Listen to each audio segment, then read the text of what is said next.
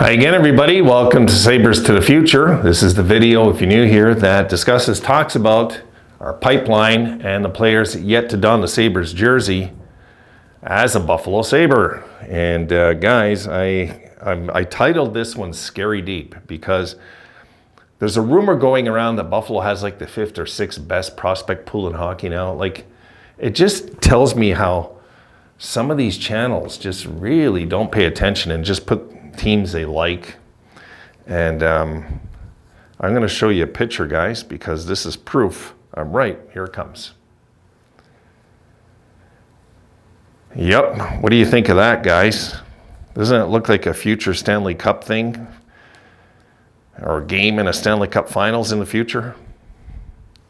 That's what it looks like to me. Like, honestly.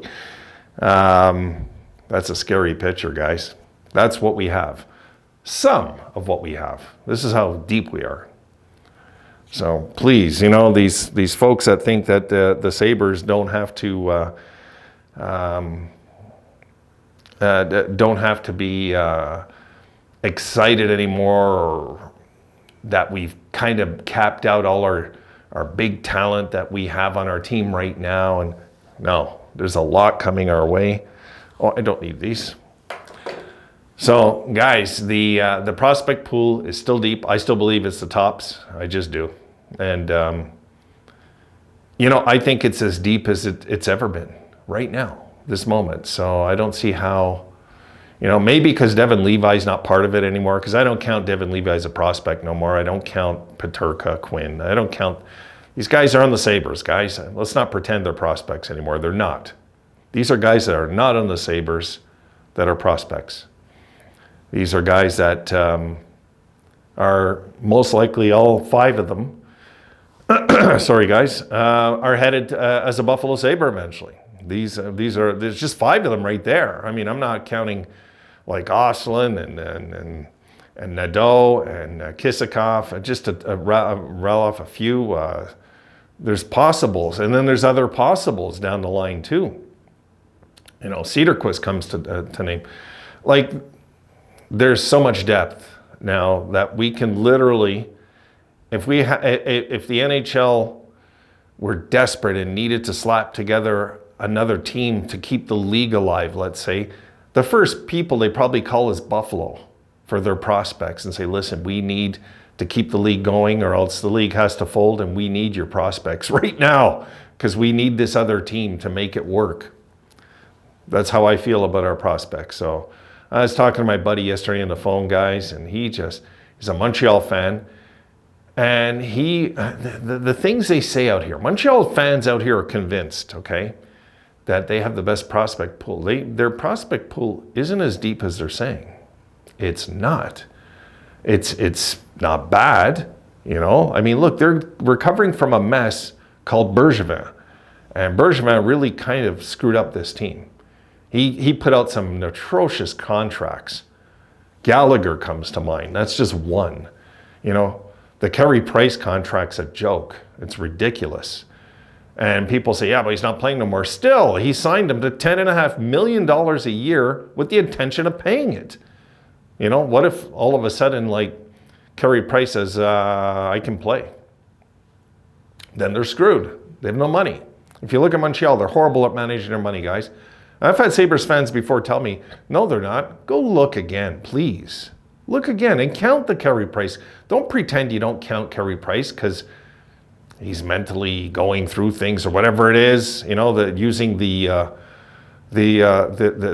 agenda everybody uses nowadays is, you know, anything but be responsible. And I think Price could play. I don't think there's anything wrong with him, really. I think you know, it's nice to have time off and get $10.5 million a year, guys. What do you think? I think it's a nice thing. I don't think, you know, it's not a bad thing. Don't got to worry about the stresses of travel, stay home, you know, make $10.5 million. My God. So our kids now, I think our prospects are way above Montreal. Like, so I don't get where my friend was coming. And so we start going through names. He was surprised what we have, you know. He was surprised. We were talking about a few things, and I think he just wanted to drop the conversation because there's not much to talk about. If we didn't have as a good a prospect pool as the team next to us, I would admit it. I'm not the type of channel, hey, the Sabres have the best of everything. No.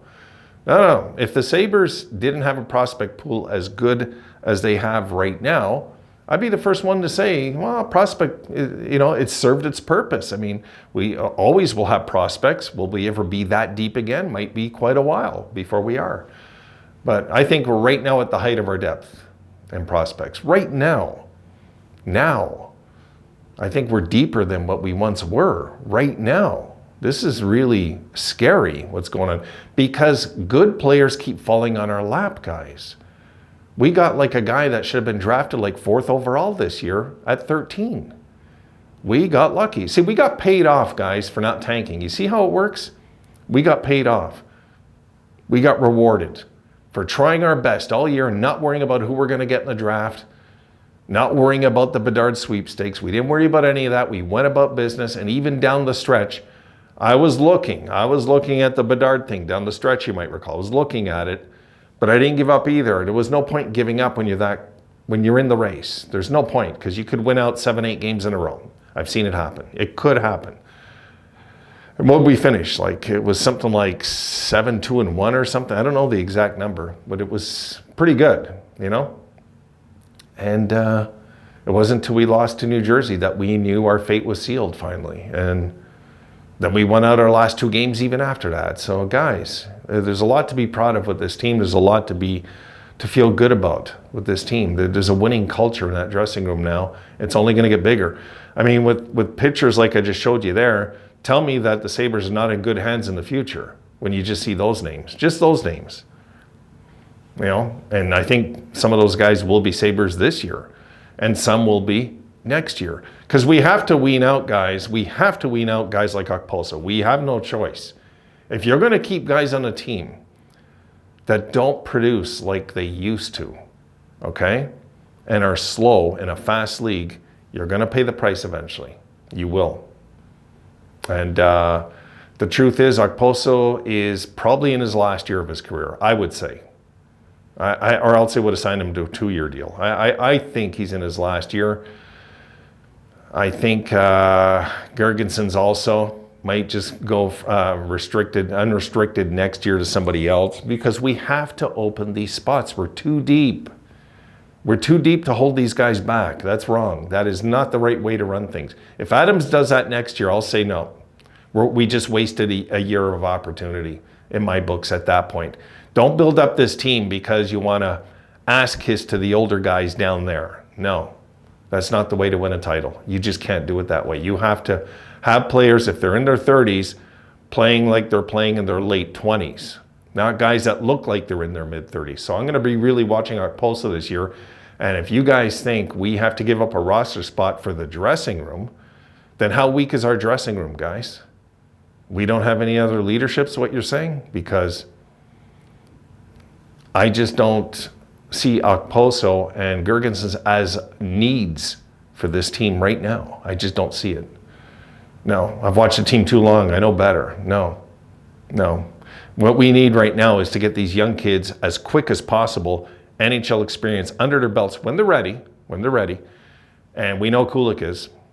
And I think Ryan Johnson is. And I would toss a wild card out there also. There might be 3 guys that even could cut the team. There could be. This is a deep, deep pool. And guys, just because of their name on their back, shouldn't just be given roster spots. Yeah, they should have to earn them. So I'm hoping that it's that kind of camp. I'm hoping it's that kind of competitive. And I'm really hoping that we see at some point these kids wearing the Sabres jerseys permanently, not just here for preseason. We send them back down. Don't want to waste years, guys. I don't want to waste years, really. Life's too short. And I want to see this team mature at a quicker pace, But they're still very young. I get that. They are very young. I just don't think we should be living in fear with it. I really think we should be embracing the fact we're young, because there's going to be a future with these guys together. And the longer they're together, the more stable I feel they'll be for that Game 7 in the Stanley Cup Finals if they ever play one. They'll be more ready. You know, every game they get under their belt prepares them more and more. So I'm thinking ahead too. All right, guys, done for this one. I'm gonna get, I got another 2 videos or 1 video coming. See you now.